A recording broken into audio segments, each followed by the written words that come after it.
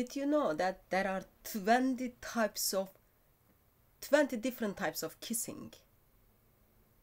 20 different types of kissing. That's a lot of different kissings. And when we talk about the kissing in adult contexts, I don't think I will be showing you the pictures, but one of them well-known is apparently French kissing. And you can even go to internet and find out 7 steps to improve your French kissing skills. I thought it was interesting article, but now I want to talk about someone who is more interesting, and I love to talk about his kissing skills.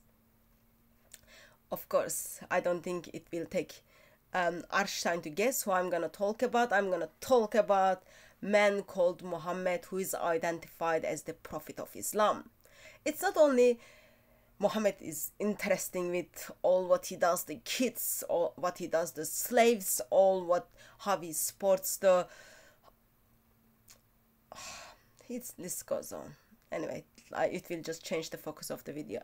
So, I want to talk about Muhammad and his kissing skills. Interestingly, while Islamic tradition talks about all what Muhammad did, most of what Muhammad did, in that list it is also telling us how Muhammad practiced his kissing skills. I'm not sure if we will be identifying Muhammad's kissing skills as French kiss, but let's go through that together. So where we will go to the most reliable Islamic sources. It is related that Abu Huraira said, "I never see Al-Hasan without my eyes overflowing with tears. That is because the Prophet, may Allah bless him and grant him peace," or that junk thing, "went out one day and I found him in the mosque.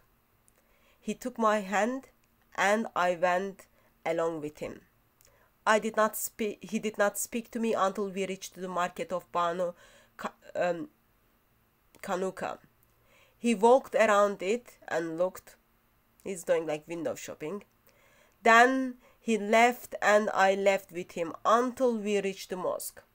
He sat down and wrapped himself with his garment. Then he said, 'Where is little one?' Call the little one to me." Hassan came running and jumped into his lap.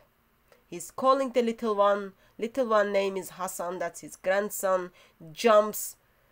Runs and jumps into his lap. Then he put his hand in his beard.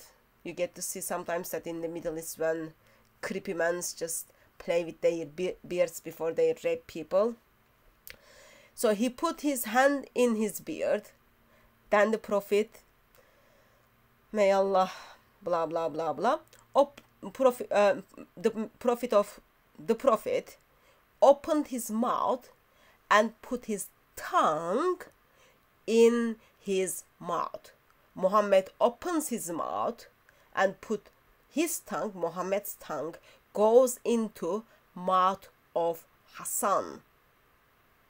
Then he said, "Oh Allah, I love him, so love him and the one who loves him.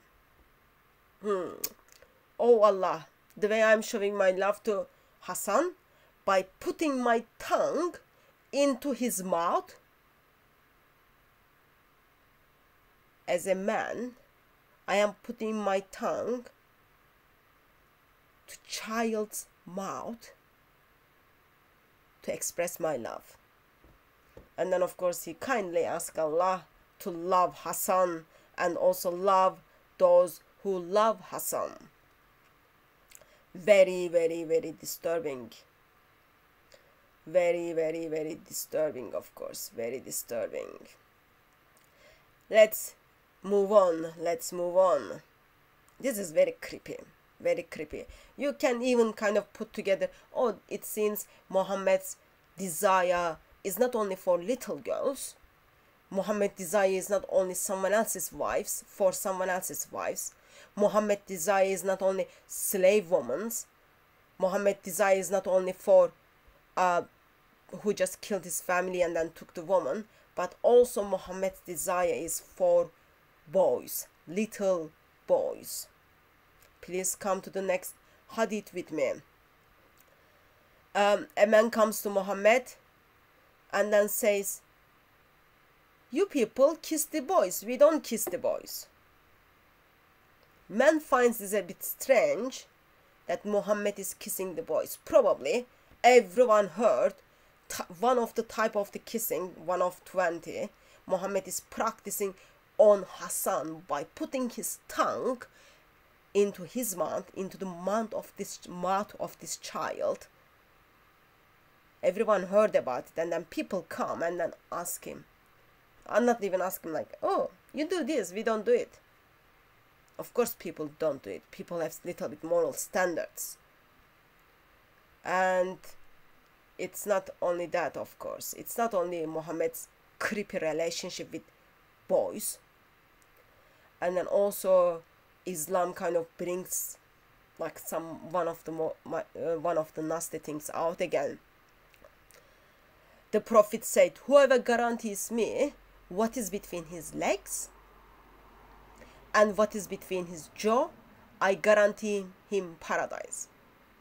Did you all get his desire towards man?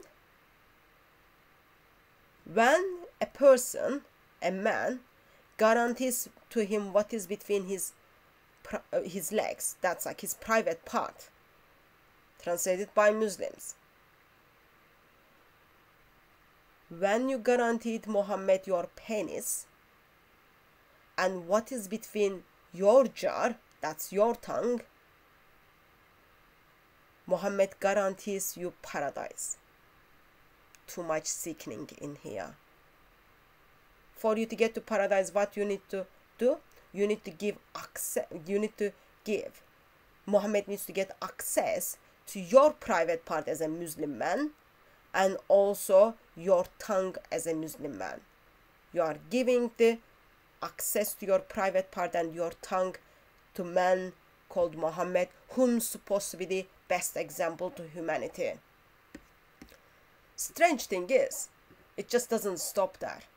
It just doesn't stop there. It goes on and on and on. Let's look at this example, where Muhammad not only thinks like, yeah, it was okay for me to put my tongue into the mouth of child.